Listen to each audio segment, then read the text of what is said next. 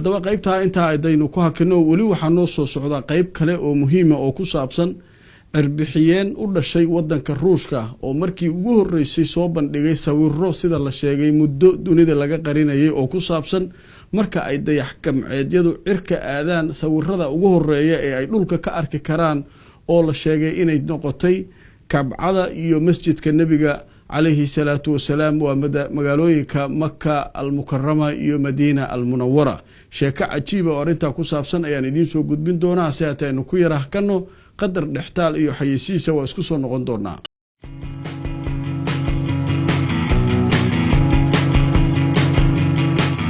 aniga doorashadayda dabcan aniga isma xukumi karo dadka Soomaaliyeed ay xukumi doona iyo baarlamaanka iman doona laakiin rajo badan aan ka qabaa dadka Soomaaliyeed fursad kale maadaama aan aaminsanahay wax fiican inaan dalka u soo qabtay fursad kale in la isiisi doono oo wax kale fiican aan ugu sii qaban doono aaminsan horta de saadaasha mustaqbalku waa dhib badan tahay midda kale dadka Soomaaliyeed kulligood waa dad muxtarimiin ah waa dad inay xilka qabtaan mudan xaqna u leh inay qabtaan muwaadiniin waliba dad badan oo qualified oo maantana anigu hadda inaan ka hor dhacon iraado hebelna ma noqon ma doonayo laakiin waxaan rabaa inaan sheego anigu inaan mar kale inaan madax xilka qabto inaan rabo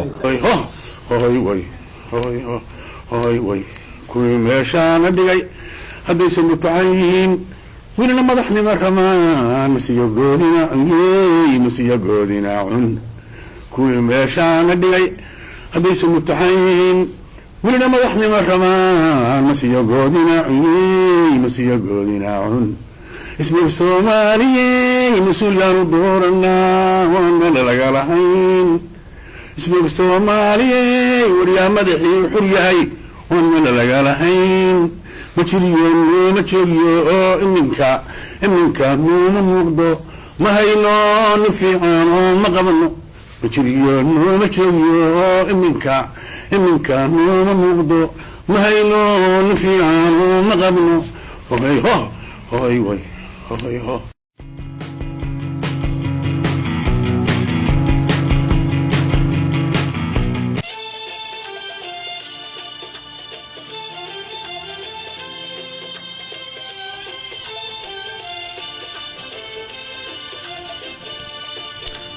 waatahay daawadayaal waxaynu soo gaarnay qaybihii ugu dambeeyay barnaamijka bandhiga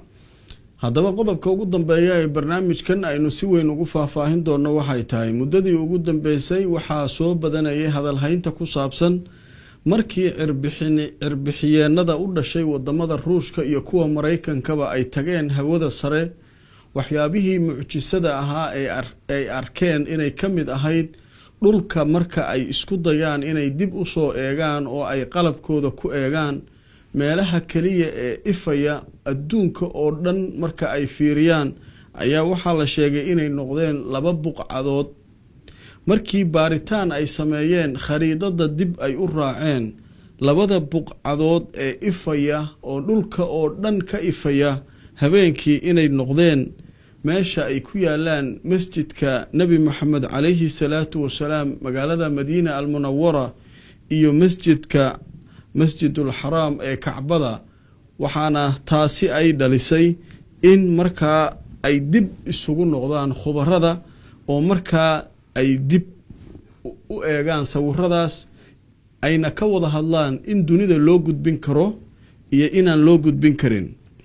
haddaba markii dambe waxaa la yiri waxay isku raaceen khubarada inaan dunida loo gudbinin hase ahaatee sheekada ugu cajiibka badan ee iminka soo baxday waxay tahay nin khabiira oo cirbixiyeena oo u dhashay wadanka Ruushka oo la yiraahdo Antonos Kashpiorov ayaa markii uu cirbixiyeennimadii ka soo degay ayaa waxa uu ka hadlay sheekadan cajiibka isagoo sawirradaasna si gaar ah u soo qaatay bulshada halka ay ku xiriiraan Twitterka iyo Facebooka ayuu sawirrada soo dhigay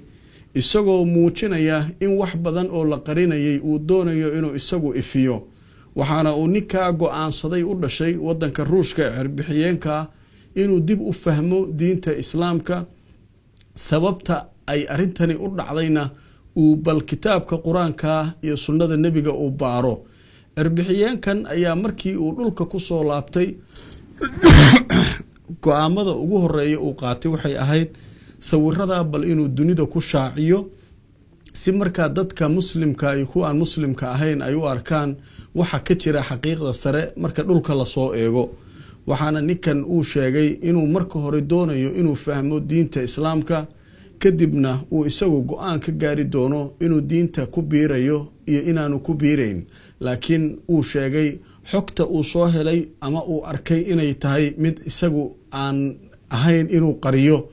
haddaba warbixintan oo mid ka mid ah TV-yada carabiga si weyn looga baahiyay bulshada goobaha ay ku xiriiraan gaar ahaan kuwa dalalka islaamkana si weyn loo hadal hayo arintan ayaanu idiin soo gudbin doonaa iyadoo ninkan khabiirka ah uu go'aankaasi isagu qaatay inkastoo sheekada ay marar badan jirtay hase aatee aan xaqiiq dhaba loo haynin bal iyadoo carabi ay ku baxayso aan idiin soo gudbino ciddii carabiga taqaana bal si ay u fahmaan waxa jira adduunka أنتون شكابليروف على حسابه الرسمي في تويتر صورا ملتقطة من المحطة الفضائية الدولية ISS تظهر الرؤية الليلية من الفضاء للحرم المكي والمسجد النبوي بحيث ظهر مضيئين بشكل لافت. وعبر أنتون عن انبهاره الشديد بالمشهد في تغريدة مرفقة بالصور قائلا: رؤية ليلية رائعة لمكة والبنين من محطة الفضاء الدولية. الصورة التقطت في الأصل في أواخر شهر يناير من سنة 2015 لكنها نالت مؤخرا اهتماما كبيرا بعد أن لاحظها رواد تويتر المسلمون بالخصوص وسرعان ما عاودت الانتشار في جميع الشبكات الاجتماعية والمواقع الإخبارية بحيث تم إعادة نشر تغريدة أنتون أكثر من 12,000 مرة ناهيك عن تحميل الصورة ونشرها بشكل مستقل. ويجدر الذكر بأنه في سنة 12 و2000 صرح رائد فضاء آخر يدعى أناتولي إيفانيشين في المؤتمر الدولي لتقنيات الفضاء والطيران قائلا: حاولنا التقاط صور من الفضاء لعدد من الدول المضيئة التي اشتهرت بأضوائها مثل باريس وبعض المناطق الأوروبية والأمريكية،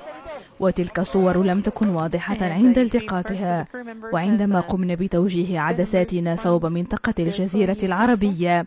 اندهشنا أنا وأفراد الطاقم الموجودون في المركبة حيث لاحظنا بقعتين مضيئتين بالكامل، وعند تحديد الموقع اكتشفنا أنهما هاتان المنطقتان المقدستان اللتان يتحدث عنهما المسلمون.